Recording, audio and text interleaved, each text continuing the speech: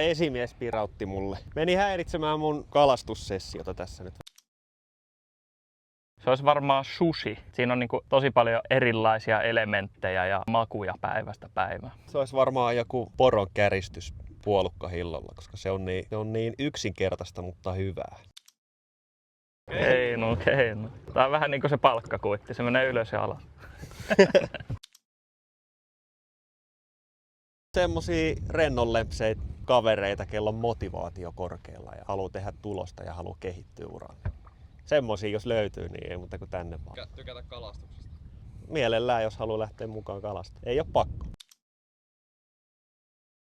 Mä hyppään laskuvarjon lentokoneesta ja lisenssiä suoritetaan.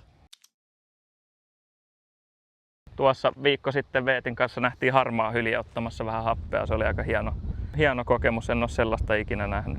Kuulosti vähän Darth Vaderilta, kun se oli tuossa vieressä. Älä luovuta ja kaveria ei jätetä. Tee kovaa töitä, mutta muista myös nauttia. Nähdään!